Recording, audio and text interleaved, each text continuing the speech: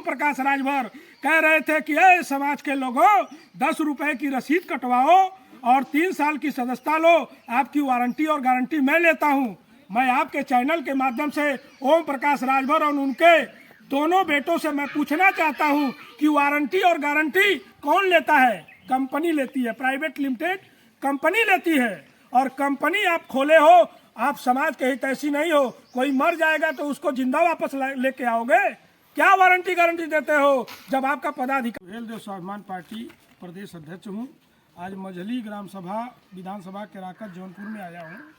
एक सुहेल देव स्वाभिमान पार्टी के तरफ से हमारे महाराष्ट्र के छेदी राजभर जी संगठन मंत्री हैं प्रदेश के।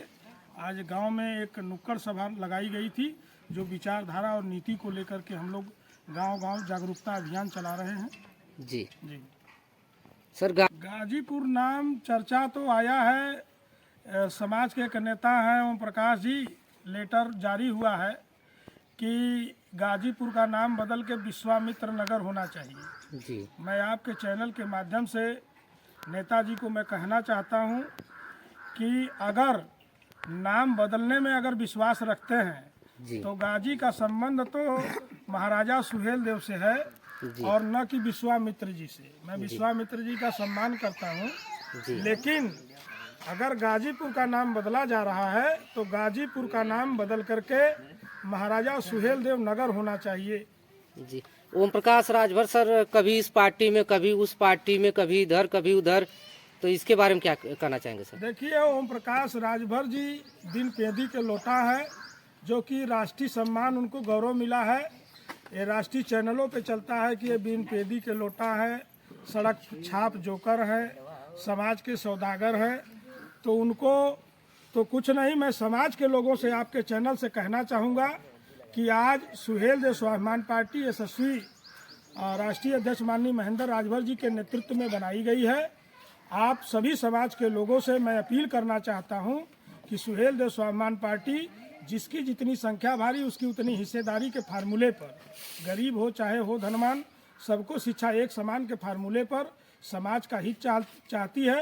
पिछड़े दलित अल्पसंख्यक समाज, यहाँ तक कि गरीब सवर्णों की भी हिस्सेदारी की ये पार्टी बात करना चाहती है। जहाँ तक रह गया ओम प्रकाश राजभर जी का, ये बड़बोले नेता है और ये नेता अपने पार्टी का भारतीय जनता पार्टी में विलय कर चुके हैं। और प्रमाण के रूप में आपको मैं बताना चाहता हूं कि जब से गठबंधन माननीय अखिलेश यादव समाजवादी पार्टी से इन्होंने तोड़ा है, गठबंधन भारतीय जनता पार्टी में नहीं हुई है। फिर भी आए दिन, हर दूसरे तीसरे दिन ब्रजेश पाठक डिप्टी सीएम हो और चाहे दयाशंकर सिंह परिवहन मंत्री हो और चाहे भाजपा का कोई बड़ा नेता हो, ये जा करके खूब माला फूल लेकर के वहाँ खड़े हैं और गठबंधन किसी से नहीं हुआ है। तो अगर राष्ट्रीय अध्यक्ष है, नेता की मर्यादा है। जब आप भाजपा छोड़े थे तो समाज के हिस्सेदारी के नाम पे छोड़े थे, समाज को अधिकार और आरक्षण देने के नाम पे छोड़े थे। तो आज क्यों बिना क्या आरक्षण अधिकार आप दिलवा दिए समाज को? आप क्यों भाजपा में गुलामी कर रहे हो?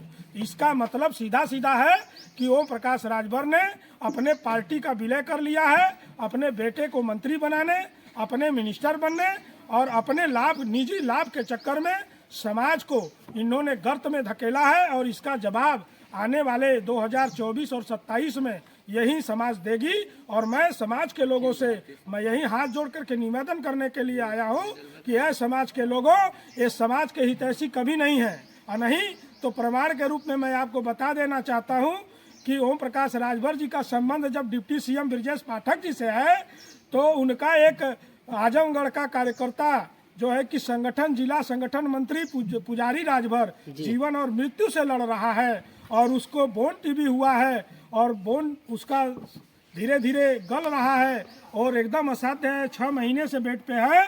अगर ओम प्रकाश राजभर समाज का भला तो छोड़ दीजिए, वो कार्यकर्ता का अगर भला चाहते तो उस कार्यकर्ता के लिए अपने लेटर पैड से, जिस दिन डिप्टी सीएम ब्रजेश पाठक से आए दिन उनकी मुलाकात हो रही है, एक लेटर लिख दे तो वहाँ का सीएमओ आजमगढ़ का अपनी गाड़ी में बैठा करके उस व्यक्ति का इलाज करा दे और सही हो जाएगा। और दूसरा प्रमाण, वहीं रसड़ा में जहाँ इनका केंद्रीय कार्यालय है, वही रसड़ा कार्यालय का वहाँ का इनका विधानसभा अध्यक्ष और वहाँ का सोशल मीडिया प्रभारी अमृत राजभर आज उसकी गाड़ी को सीज कर दिया गया रसड़ा वहाँ पे थाने पर कोतवाली में, और उसकी गाड़ी छुड़ाने के लिए वो आए दिन, वो अमृत राजभर आए दिन वो सोशल मीडिया पर लाइव आकर के अपनी मदद की गुहार लगा रहा है। शर्म आनी चाहिए ओम प्रकाश राजभर को कि रोज डिप्टी सीएम ब्रिजेश पाठक और दयाशंकर परिवहन मंत्री के साथ काफिला में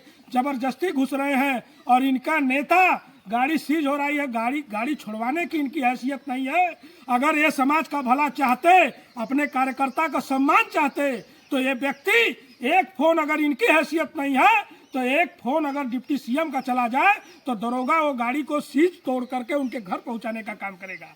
ये नेता समाज का हितैषी नहीं है, ये नेता पदाधिकारी और कार्यकर्ताओं का हितैषी नहीं है। ये नेता केवल निजी लाभ के चक्कर में, अभी अगले महीने में इनके यहाँ एक बैठक हुई थी प्रदेश की, उस बैठक में यही ओम प्रकाश राजभर कह रहे थे कि ये समाज के लोगों 10 रुपए की रसीद कटवाओ और 3 साल की सदस्यता लो, आपकी वारंटी और गारंटी मैं लेता हूं।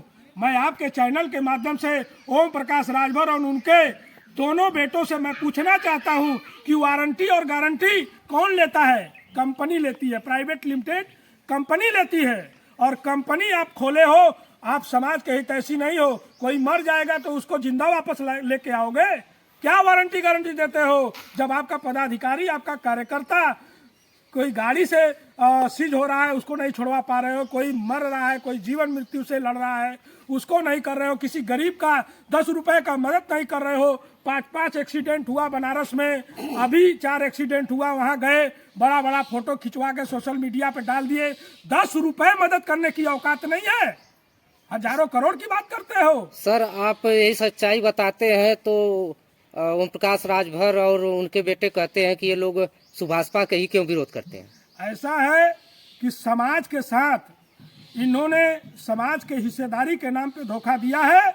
समाज की हिस्सेदारी के लिए सुहेल देव स्वाभिमान पार्टी का एक एक कार्यकर्ता, एक एक पदाधिकारी आपके नीतियों पे हमेशा सवाल उठाता रहेगा, जब तक कि आपकी ये दुकानदारी बंद नहीं हो जाती, जब तक कि आप अपने में सुधार नहीं लाओगे, तब तक ये समाज आपसे हिसाब मांगेगा। जी सर, धन्यवाद।